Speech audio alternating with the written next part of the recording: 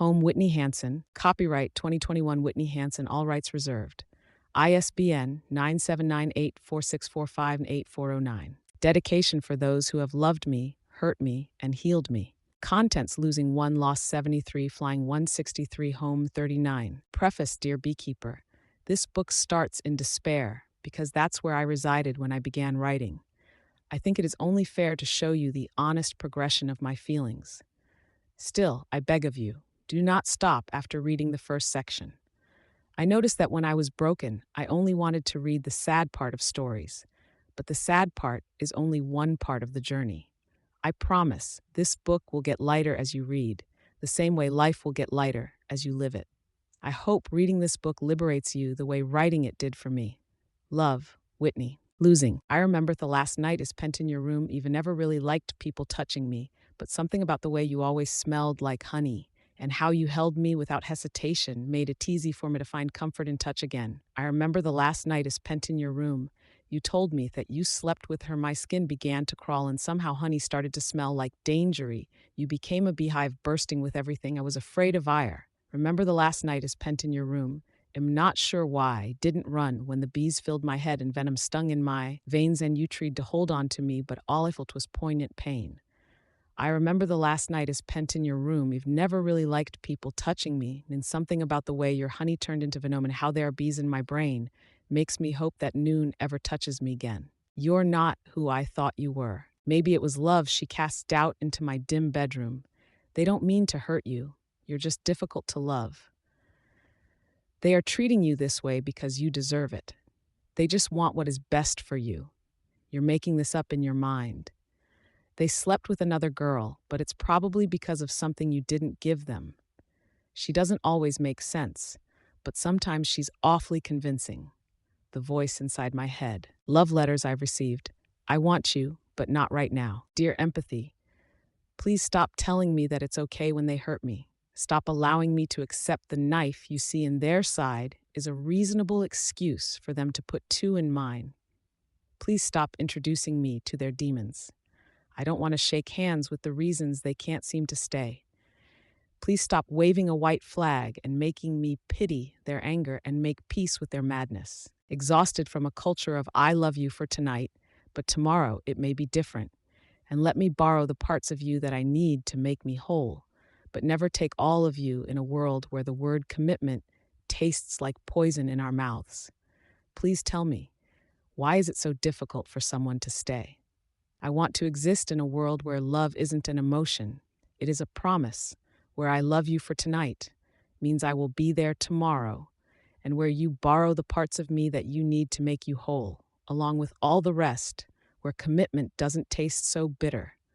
Please tell me it isn't so difficult to stay. Hold my breath and count to 10. 1, 2, 3. Forget how your hands might look on her skin. 5, 6, 7, 8. Reasons that you can't be upset. So stop. 9, 10, 11, 12. I was supposed to exhale at 10, 13, 14, 15, 16. Maybe it takes more than 10 seconds to let it go. If it's not meant to be, tell my why her sweatshirt smells like comfort. If it's not meant to be, tell me why I'm flooded with hurt, but the minute is her my heart melts. If it's not meant to be, tell me why she plays on repeat like a song in my head, and I don't want to press pause. If it's not meant to be, tell me why it can't stop retracing her body in my mind. If it's not meant to be, tell me why the personium with her is who I want to be. If it's not meant to be, tell me why. Stop making excuses for their behavior. I stand here fully dressed to say goodbye, but you left me naked.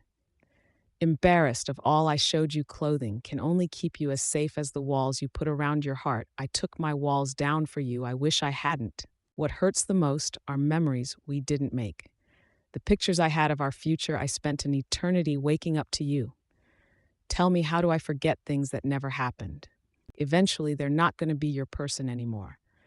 They won't be the one you want to share sunsets and shooting stars with. They won't be the one you want to call when your feelings are too heavy to carry alone. I know that right now you want to run to them, but closed arms will not hold you, and careless hearts will not heal you. I have a bad habit of clinging to the people and places that have been hurting me today. I asked myself to explain why, because sometimes it doesn't make sense to me either. This is the conclusion I have come to. I stay because although I'm treated poorly, I find comfort in the surety of knowing exactly what I'm getting.